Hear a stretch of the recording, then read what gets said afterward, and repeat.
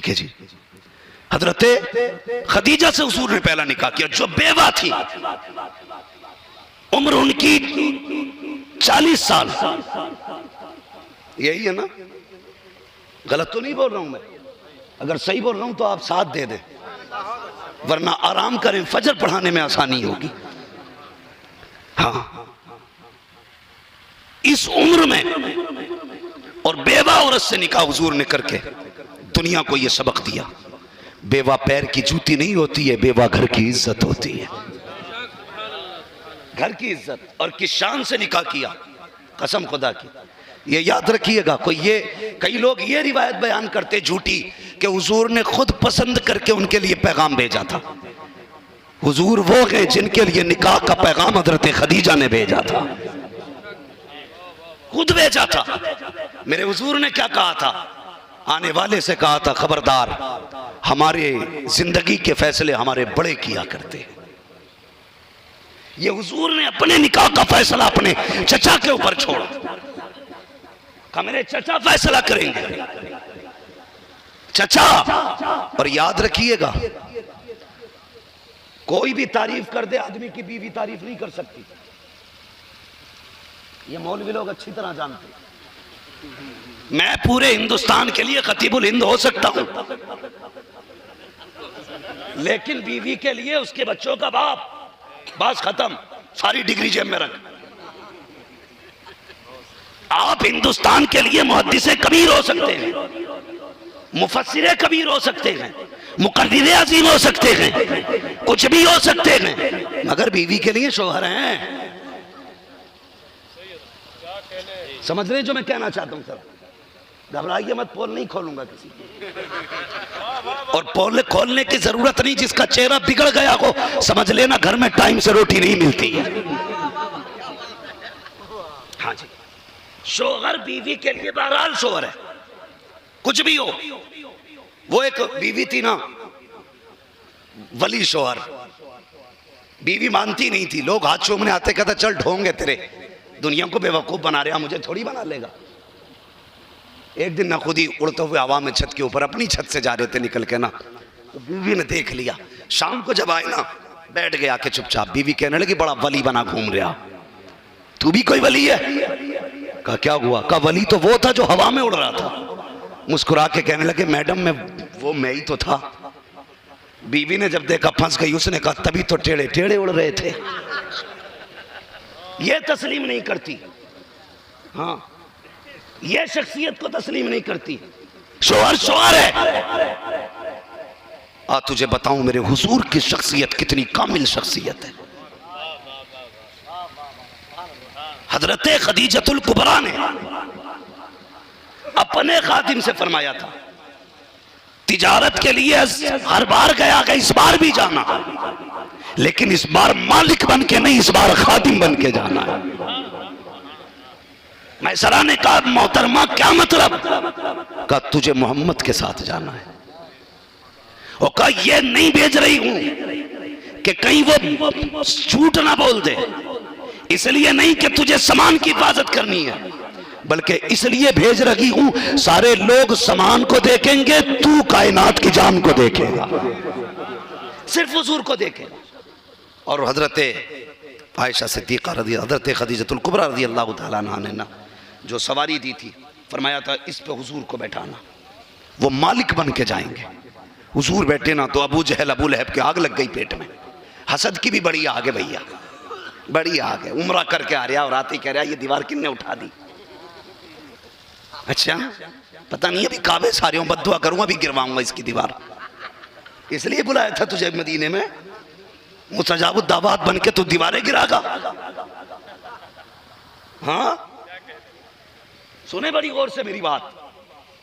तो पेट में आग लग गई अबू जहल की, कहने लगा इन्हें ये ऊंट क्यों, मालिक क्यों बनाए गए, खादिम बन के जाते ये। कहा कि ये उम्मुल मोमिनीन खदीजतुल कुबरा का हुक्म है। चुप हो गया अबू जहल। रास्ते में चलते चलते एक ऊंट कमजोर था, बीमार था, वो बैठ गया। बहुत कोशिश की, उठाई नहीं। नहीं उठाना तो शोर हो गया, नहीं उठ रहा, काफिला रुक गया। एक शख्स दौड़ा दौड़ा जाने लगा। अबू जहल ने कहा क्या बात है? कहा मोहम्मद को बुलाने जा रहा हूँ। कहा किस लिए? कहा ऊंट नहीं उठ रहा है। अबू जहल कहने लगा तू नहीं जानता है, मैं उम्र में उससे ज्यादा हूँ, तजर्बा उससे ज्यादा है, उसका चचा लगता हूँ, उसे क्या आता जाता है, मैं पुराना ऊंटों का पालने वाला, मैं जानता हूँ ऊंट की नस्ल नस्ल से वाकिफ हूँ, एक एक हरकत से वाकिफ हूँ, मुझे लेके चल। अबू जहल गया, पूरे जोर लगा लिए, नानी दादी सारी याद आ गई, कुछ ना हो सका। आखिर में फिर मेरे नबी को बुलाया गया। जब आका आए हैं, आपने हाथ रखा माथे पे, ऊंट उठ के खड़ा हो गया। वो देख के कहने लगा ये कैसे हो सकता है? मुस्कुरा के उस वक्त सूरत कहा था कि तू नहीं जानता है हुजूर कौन है, लेकिन ये ऊंट जानता है हुजूर कौन है। शर्मिंदा हो गया भाई। पूरा सफर हुआ। अल मुख्तसर बात बहुत लंबी है, निकाह की बात कर रहा हूँ। सफ़र पूरा हो गया, वापस आ गई। हज़रत खदीजतुल कुबरा को पता चला ना कि जो काफ़िला गया था ना माल तिजारत लेके, वो वापस आ रहा है। आप ना छत पे चढ़ के आ गई, देखने लगी। फरमाती है ना कि मेरी निकाह पड़ी ना तो बाकी तो सारी धूल धूल सी नज़र आ रही थी, लेकिन एक चेहरा था जो चांद जैसा साफ चमक रहा था। चांद जैसा साफ चेहरा। जानते हो, काफ़िला वापस आ गया।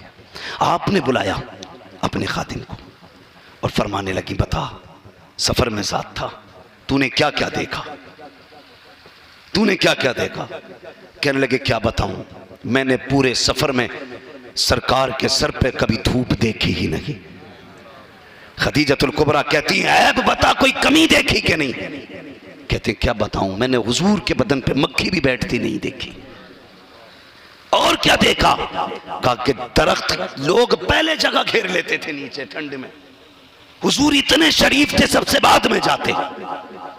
जैसे लोग भागते हैं ना खाना चले तो ऐसा भागता, बराती हो अपनी जगह पे, लेकिन पलैट के लिए सर फोड़ लेगा, कहीं नाश्ते की पलैट इधर उधर ना हो। ये हमारा समाज है। उस वक्त भी लोग ना जल्दी जाते थे ताकि मुझे दरख्त का साया मिल जाए। वो कहते हैं कि सब साये की तरफ भागते थे, हुजूर जिधर बैठ जाते थे साया उधर भागता चला जाता था। जिधर हुजूर बैठ जाते थे साया उधर बैठ जाता था। वो कहते हैं सारे लोग अपना माल कसम खा के बेच रहे थे, लेकिन जिस बाजार में हुजूर खड़े थे पूरा बाजार इनके चेहरे की कसमें खा खा के माल का। हुजूर ने अपने माल की कसम ही नहीं खाई, जो आ जाता वो लेके जाता। वो कहता हर बार से ज्यादा मुनाफा हुआ। बस फिर क्या था, हजरत खदीजतुल कुबरा ने पैगाम भेजा, हुजूर ने निकाह किया। निकाह में डिमांड कुछ नहीं थी।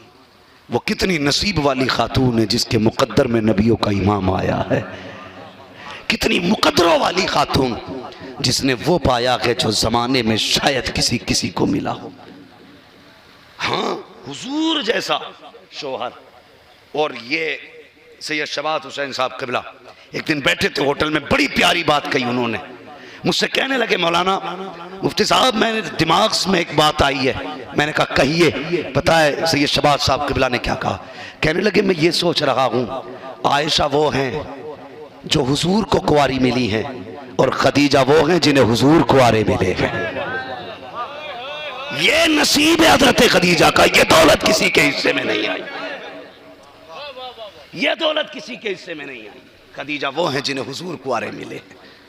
और कसम से फिर जितनी जिंदगी हुजूर के साथ गुजारी, हुजूर ने कोई दूसरा निकाह नहीं किया। यह है औरत की इज्जत। दूसरा निकाह ही नहीं किया, बाकी निकाह इनके विसाल के बाद किए। और जितने भी निकाह किए अपनी ख्वाहिश के लिए नहीं, अपने ऐश के लिए नहीं। एक रिवायत के मुताबिक 9 निकाह किए, एक के मुताबिक 11 निकाह किए। 9 लो या 11 लो, ये सारे निकाह उम्मत के लिए सबक थे। हाँ, फरमाया जब कम उम्र का सवाल आए तो मेरा और आयशा का निकाह देखना। जब किसी बेवा से निकाह करने की बात आए तो फिर मेरा और खदीजा का निकाह देखना। किसी अगर खातून से निकाह करने की बारी आए, हर औरत की अलग अलग किस्म थी। आजाद को देखना है तो फला खातून को देखना, बांदी को देखना है तो फला को देखना, सादा उम्र की औरत देखनी है तो इस औरत से निकाह देखना, कम उम्र की देखनी है तो फिर आयशा का निकाह देखना। 11 किस्मों की औरतों से निकाह करके हुजूर ने बता दिया, इतनी किस्मों की औरत से बेफिक्री के साथ निकाह करना मैं सारे करके जा रहा हूँ। और मेरी कौम के जवानों, जितनों से निकाह निकाह किए थे, आज जिन वजहों से निकाह होते हैं, एक वजह हुजूर की जिंदगी में नहीं पाई जाती। हुजूर ने किसी से निकाह दौलत की वजह से नहीं किया, किसी से निकाह इज्जत की वजह से नहीं किया, किसी से निकाह हुजूर ने शान और शौकत की वजह से नहीं किया। जिससे भी निकाह किया हुजूर ने दीन मुहम्मदी के लिए। ये याद रखिए। आज करते हैं दीन की वजह से निकाह? नहीं जी, जहां 10 लाख मिलेंगे वहीं बाजे बजेंगे। खत्म करो ये नाटक और बेटियों को समझाओ, मेरी बेटी जो इस्लाम ने इज्जत तुझे दी है वो किसी ने नहीं। एक साहब मुझे बताने लगे, लड़की आलिमा थी फिर भी गैर मुस्लिम के साथ चली गई। उसकी बस्ती वाली बताते हैं सुबह सुबह आज वो गोबर इकट्ठा करती है, पूजा करती है गोबर की। तेरे फैसले ने तुझे कहां से कहां पहुंचा दिया। अगर तूने हुजूर का दामन थामा होता तो तेरे मुंह से कभी बुखारी की खुशबू आती, कभी मुस्लिम की खुशबू आती, कभी निसाई की खुशबू आती, कभी अबू दाऊद की खुशबू आती, कभी इब्ने माजा की खुशबू आती, कभी कुरान की खुशबू आती, कभी मुस्तफा के किरदार की खुशबू आती। जानबूझ के अपने मुकद्दर को अंधेरे में न धकेलो। नसीब वाले और वाली हैं वो बेटे और बेटियां जिन्हें खुदा ने इस्लाम जैसा मजहब दिया है। इस्लाम जैसा मजहब हर किसी का मुकद्दर नहीं, नसीब से मिलता है, नसीब से मिलता है। इस्लाम जब से हमने अपनाया है, खुदा ने सबकी जिल्लतों को रुसवाइयों वाले सजदों से बचा के सिर्फ अपनी चौखट पे लाके खड़ा कर लिया है, अपनी चौखट पे लाके। डॉक्टर इकबाल ने कहा था, वो एक सजदा जिसे तू गिरा समझता है, हजारों सजदों से देता है आदमी को निजात। हमने वो एक सजदा छोड़ दिया जो हजारों सजदों से निजात दिलाता था। इसी वजह से आज दर बदर के सजदे करके ठोकरें खा रहे हैं। और खुदा की कसम, कितना सच्चा नबी यार, कितना सच्चा नबी। एक देखने वाले का कहा मान लिया है, बिन देखे तुझे हमने खुदा मान लिया है। भी 5 मिनट आपके पास? जब आप 5 मिनट है ना अभी मेरे पास। सदर साहब कहाँ हैं जलसे वाले जिन्होंने दावत दी थी? अगर वो जा सकते हैं तो फिर मैं भी जा सकता हूँ। मौजूद है, अल्लाह करे रूहानियत के साथ मौजूद रहें, जिस्म जिस्मानियत के साथ जहाँ भी हो, लेकिन रूहानियत के साथ। हज़रत क़िबला मौलाना रिहान रज़ा क़ादरी साहब हैं, ठीक है, वो इंशाल्लाह आने वाले हैं थोड़ी देर में। तवज्जो है आप लोगों की? 5 मिनट है। अरबाब मिंबर की बस दुआएं चाहिए, थोड़ी सी देर बस, तवज्जो। अहमदुल फत्ता भाई इनाम नहीं दे सकते तो सुभान अल्लाह कह दीजिए, वरना 10 रुपये आप मुझे दें। हो सकता कि ये रस्म चली आई हो स्टेज पे मांगने की। नहीं ये नहीं, 10 चाहिए, 10 चाहिए और इनाम वाले चाहिए। ये नहीं, 10 चाहिए इनाम वाले, तो 20 दे दो माशाल्लाह। बस मैंने भी रस्म जिंदा कर दी, मांगने वाली चली चली आ रही है। हालांकि बिन मांगे मेरा भाई एक 500 का नोट दे के गया मुझे। हाँ, मगर मैंने ना ये 20 रुपये मांगे, इस पे तबसरा नहीं करूंगा मैंने क्यों मांगे, क्योंकि अभी हजरत फरमा रहे थे ज़कात खाने वाले कभी ज़कात नहीं देते। अल्लाह आपको सलामत रखे भाई। बस कोई बात नहीं, मोहब्बतों से सुन ले मेरी बात। ये बात पैसों की नहीं थी, अल्लाह ने बहुत दिया है आपकी दुआओं से, बहुत दिया है। और हम तो मुकद्दर के धनी हैं यार, मुकद्दर के धनी है। किसी को दलाली करके फीस मिलती है, हमें हुजूर की बातें करके फीस मिला करती है। हाँ, किस्मत के धनी है। हमारी रोटी उस वक्त तक नहीं उतरती जब तक हम हुजूर की बातें ना कर लें। हमसे बड़ा नसीब वाला कौन होगा, है कि नहीं? कोई ज़कात खाता है, कोई दलाली खाता है, कोई झूठ बोल के कमाता। हम वो हैं जो हुजूर की बातें करके खाते। सही बताइए, जलसे ना करें तो रोटी मिलेगी? नहीं मिलेगी। हमारा तो अकीदा यार, हम वो नहीं है जो ये कहते हैं कोई दे ना दे, हमारे बाप दादा की बहुत है। हम ये कहते हैं खाते हैं तेरे दर का, पीते हैं तेरे दर का, पानी है तेरा पानी, दाना है तेरा। हजरत आदम आए, कहने लगे खुदा है, देखा नहीं। याकूब आए, खुदा है, देखा नहीं। यूसुफ आए, खुदा है, देखा नहीं। सारे नबी आए, सबसे पूछा, देखा नहीं। आखिर में मेरे नबी आए, खुदा है, देखा हाँ हाँ। बरेली से आवाज आती है, और कोई गैब क्या, तुमसे निहा हो भला, जब ना खुदा की छुपा तुम पे करोड़ों दुरूद। और उम्मत को हुजूर ने जात कैसी बनवाई, ये भी सुन लें। आज एक गलती हो रही है, हजरत आगे तशरीफ ले आए, माशाल्लाह तकरीर में जान आ गई। आगे आज बड़ा लंबा सफर करना, आपका मुंह देख के इंशाल्लाह मैं तकरीर में नहीं थकूंगा। हाँ, कुछ बड़े मुशफिक मेहरबान लोग होते हैं, अल्लाह सलामत रखे। मैं सीधी बात, जरा अरबाब मिंबर तवज्जो दे मेरी बात पे। एतमाद कितना बड़ा हासिल किया मेरे हुजूर ने, कितना बड़ा। आज ना मखदूम बनने की तो हवा चल गई है, बुरा मत मानिए। दो ही हैं आजकल, या मखदूम या मिल्लत, बाकी खत्म। एक से मुलाकात हुई, मैंने कहा आप कौन कह रहा है? मैं मिल्लत। मुझसे कहा आपकी दाढ़ी, मैंने कहा खतीब मिल्लत। तो मिल्लत ही इतना बड़ा लफ्ज है यार, तो फिर लगाना फिर रक्षा ये मिल्लत ला, लगा सबके आगे मिल्लत, इमाम मिल्लत। इससे बड़ा मिल्लत का हकदार कौन है जो 5 वक्त नमाज पढ़ा रहा है? इमाम मिल्लत है भाई, वो इस्म मुसम्मा है। हाँ तो लकब तो ऐसे हो गए, क्या बताऊं, बस खुद जुबान रोक देता हूं यही पे। बड़े आसान है, मगर याद रखिए मखदूम बनने से पहले खादिम बनना पड़ता है। हुजूर फरमाते कुंतु नबिय्युम व आदम बैनल माई वत्तीन, मैं तो उस वक्त भी नबी था जब आदम का पुतला तैयार हो रहा था, लेकिन कहा कब कहा? जब 40 साल उम्र शरीफ आ गई तब कहा इन्नी रसूलुल्लाह। 40 साल नहीं कहा, क्यों जानते हो? किरदार मुस्तफा है। 40 साल हुजूर ने जात मनवाई, कभी बूढ़ी की गठरी उठा के, कभी किसी बेवा के सर पे हाथ रख के, किसी यतीम को बाप का प्यार देके, किसी गरीब के घर के आग और चूल्हे का इंतजाम करके, किसी भूखे को खाना खिला के, किसी कमजोर का बाजू बन के जात मनवाई। 40 साल के बाद बात मनवाई। पता ये चला पहले जात मनवाई जाती है फिर बात मनवाई। लेकिन आज जात तो मनवाता ही नहीं। इधर भी कैंचली में से ना निकला, सीधा ना हुआ, अभी हाथ चुम्बाल लगा। खुतबा पढ़वाने बैठा दो, इतनी गलतियां करता खुतबे में। पीर का वो बना पड़ा तूफान।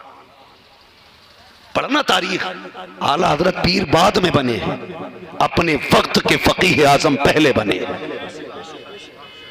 मुस्तफा रजा बाद में बैत करते हैं, मुफ्ती आजम पहले बने। अख्तर रजा ने मुरीद बाद में किए, ताज शरिया पहले बने। पहले पढ़ाई की है, इतनी बड़ी गद्दी थी इनकी, कुछ भी ना पढ़ते तब भी लोग हाथ चूमते, लेकिन फिर भी इल्म को इन्होंने फौकियत दी और कहा इल्म पहले सीखा जाएगा, शाने बाद में दिखाई जाएंगे। तो बंदा आज तो तैयार ही नहीं है हाथ चुम्बाने के अलावा, पढ़ने नहीं जाएगा ताकि कोई उस्ताद ना बन जाए, समझ रहे? लेकिन याद रखिए जिसका उस्ताद नहीं होता ना, उससे बड़ा कोई गधा नहीं होता। या तो फिर वो लोग जो मरफूल कलम है, जिनके सीने में अताई इल्म है, उनकी बात नहीं करता मैं, उन गधों की बात करता हूं जो ये कहते हैं आलिम और फकीर की बनती नहीं। उनसे बड़ा इबलीस ही कोई नहीं। अक्लमंद लोग अपने बच्चों के उस्ताद बनाते हैं, उन्हें किसी का शागिर्द बनाते हैं। जिसे जूतियां उठाने का हक नहीं है, उसे जूतियां उठवाने का भी हक नहीं है। कान खोल के सुने, जिसे जूतियां उठाने का हक नहीं, उसे उठवाने का भी हक नहीं। एक बादशाह था, उसने अपना बेटा ना और इल्म दीन सिखाना, मौलवी की ड्यूटी लगा दी। मौलवी साहब ने बच्चे को पढ़ाया 12-14 साल। कितने? जोर से बोलो, कितने साल? अभी सब नहीं बोले कितने? लगभग 14 साल। आखिरी बात है, बात खत्म करने लगा हूं। 14 साल पढ़ाने के बाद दस्तार जब फरागत हो गई ना उसकी, तो शागिर्द ने कहा हुजूर कोई काम? शहजादा है खुद अपने वक्त का, बादशाह का बेटा है। हुजूर कोई काम का? बेटे पढ़ाई तो हो गई, एक सबक रह गया, कल और आ जाना। समझ गए इतनी बात?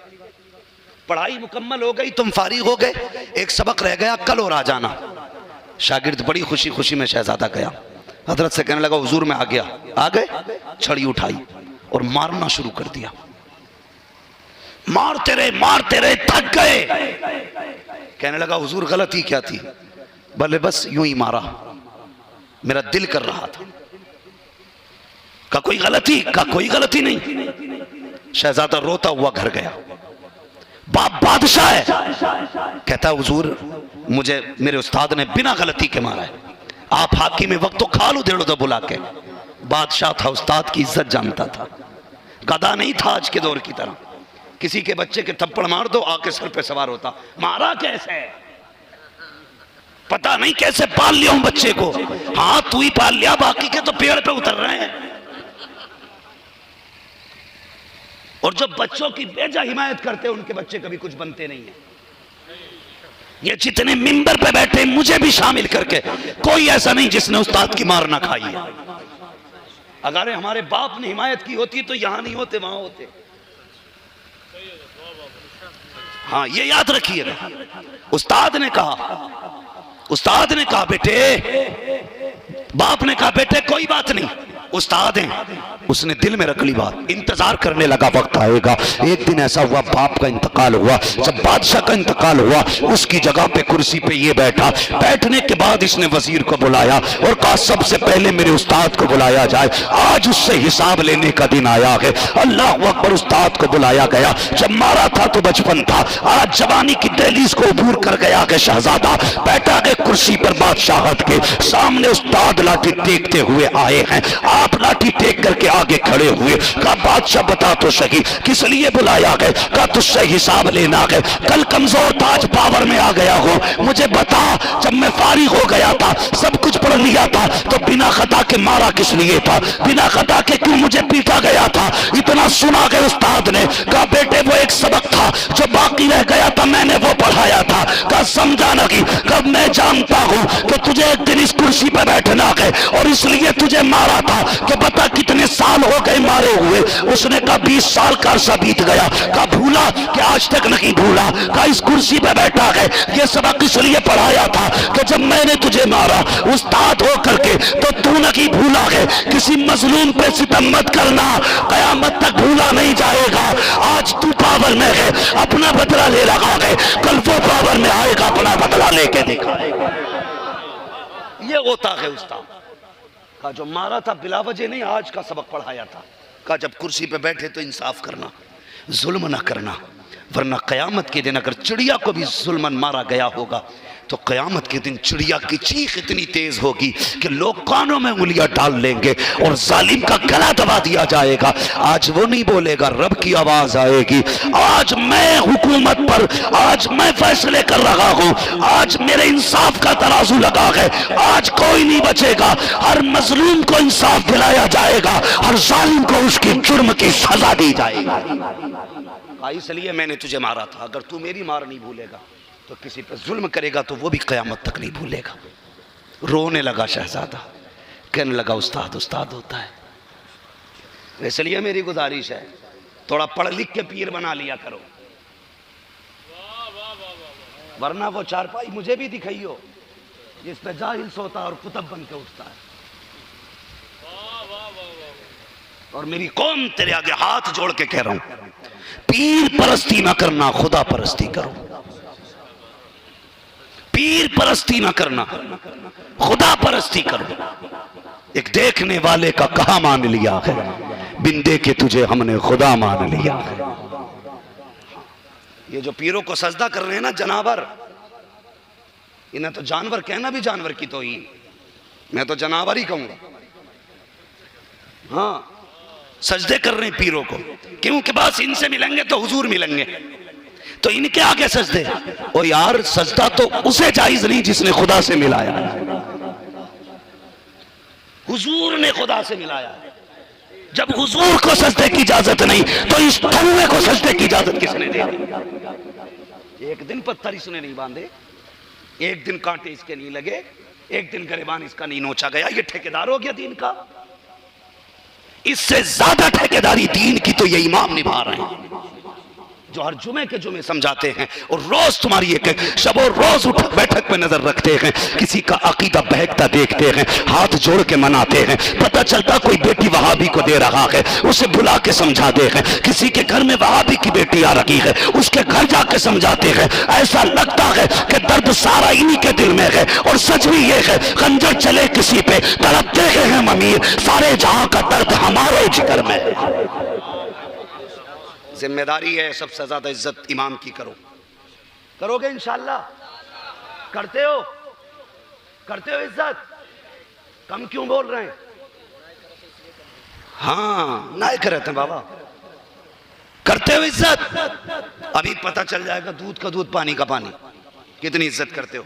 ये जलसा हो रहा है, मेरा भी नजराना है, बोलो हाँ, बोलो ना, मैं हवा नहीं खाता हूं, खर्चे मेरे भी अपने। मेरा नजराना है अहमदुल फत्ता भाई का, अमीर हमजा भाई का। जितने आपने इश्तिहार में नाम दे के मौलवी बुलाए, पैसे दोगे सबको ना? डर क्यों रहे हो भाई? कोई अकाउंट नंबर नहीं मांग रहा हूं, सिर्फ बोलो, है ना सबका नजराना। माइक वाले का पैसा जाएगा, पिंडाल वाले का पैसा, ये सजावट डेकोरेट वाले का पैसा, कालीन कुर्सी का पैसा, सबका क्यों? कहोगे यार सबका हिस्सा है। कालीन वाले को इसलिए पैसा दिया जाएगा इसकी कालीन बिछाई, माइक वाले को इसलिए पैसा कि इसने माइक लगाया, मुझे इसलिए पैसा मैं तकरीर करने आया। फिर बता इमाम का लिफाफा किधर है, उसे क्यों नहीं दिया जाता? जगह खतीब को देते हो, शायर को भी देते हो, उसी के साथ साथ 11,000 का लिफाफा अपने इमाम को दिया करो और कहा करो कि 1 घंटे के लिए आया था, तूने 1 महीना मेहनत करके जलसा करा दिया।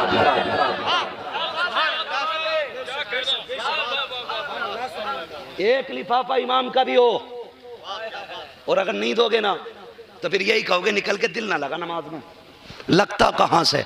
जो पढ़ा रहा वो तो खुद गोश्त की दुकान पे टहल लिया था, वो तो खुद सोच रहा था अल्लाहु अकबर कल ससुराल जाना है, बच्चों के कपड़े लेने हैं, तनख्वाह भी। हमारा जो मोहतमी में ना मस्जिद का खजांची बड़ा जालिम है, 8 दिन लेट करके देगा, ये नमाज में सोच रहा इमाम 8 दिन लेट देगा, उसमें भी 500 रोक के चलेगा। अब बता, जब इतना हिसाब नमाज में इमाम लगाएगा तो तेरा दिल किधर लगेगा? इतनी तनख्वाह दे दे कि वो सोचने से बिल्कुल दूर हो जाए। कम से कम लाजिम है हर इमाम की तनख्वाह 15,000 होनी चाहिए। ये कम से कम लाजिम बता रहा हूं, इससे नीचे इमाम की तनख्वाह देना उस पर जुल्म करना है और कयामत के दिन इसका हिसाब लिया जाएगा। ये जिम्मेदारी से कह के जा रहा हूं। हाँ, सोशल मीडिया का दौर है, चोरी छुपे नहीं हो सकता कोई दलाल कल कुछ सुन के खड़ा हुआ वीडियो बना ले। कुछ छिचोरों को यही काम है, यहाँ की काटी वहां की काटी शुरू हो गए। माँ का दूध पिया तो आ मेरे घर पे आ, चाय भी पिलाऊंगा, दीन भी सिखाऊंगा। घर में बैठ के कोई वीडियो बनाने से काम नहीं चलेगा। गजल में आए तो मतले में काम कर देंगे, हमें जगाया तो नींदे हराम कर देंगे। सीधी बात है, बाद में मत बनाना। जो 15 से कम दे रहे हैं तनख्वाह, वो जुल्म कर रहे हैं इमामों पे, उसका हिसाब उन्हें देना पड़ेगा। इसलिए कि फरमाया किसी की मजबूरी का फायदा मत उठाना, जो मजदूरी चल रही है कम से कम वो देना। मेरे घर पे कारीगर काम कर रहा है, उसका जो रोज का वो है ना, वो 700 रुपए है। एक ईंट लगाने वाले की मजदूरी 700 रुपए है। जो 5 बार खुदा की चौखट पे लेके जाता उसकी तनख्वाह 300 रुपए। 200 ही है। हमें शर्म आनी चाहिए। इसलिए मेरी गुजारिश है, ये मैं वो नहीं बता रहा हूं, ये मुझे भेजेंगे नहीं पैसे भर के। किसी को 15 मिलेंगे तो 1000 मेरा लिफाफा नहीं बनेगा। और ना ये मुझे जलसों में बुलाएं, जलसों में मुझे कौन बुलाती है, पैसा भी कौन देती है, लालच इनसे नहीं। मैं चाहता हूं तुम इनके साथ इंसाफ करो, ये तुम्हारे साथ इंसाफ करेंगे, ये याद रखना। तो अगर प्यार करते इमामों से तो भाई साहब तनख्वाहें ठीक ठाक कर लो, वरना बातें तो बहुत हैं करने की। मेरा लंबा सफ़र है, मुझे तकरीबन 850 किलोमीटर जाना है। मुझे दुआएं दें। मैं अर्ज़ कर रहा था आपसे कि बस ऐसे लोगों की ज़्यादा इज्जत करें जो हमारा ज़्यादा काम करते हैं। ये तुम्हारे बच्चों के पेट में दर्द हो, सर में दर्द हो, ये दम दरूद यही करते। हाँ, हम लोग तो साल 2 साल में कभी बुला लिया तो आए, वो भी 1000 नखरे। पानी ये नहीं, ये पियेंगे, खाना ये नहीं, ये लेंगे, चपाती लेंगे, वहाँ जगह बैठेंगे, वहाँ लेटेंगे। ये बता इसके सर पे पंखा तक नहीं चला, 6 महीने गर्मी में काट के तुझे अल्लाह की चौखट तक ले जाता रहा। इससे बड़ा मोहसिन कौन होगा?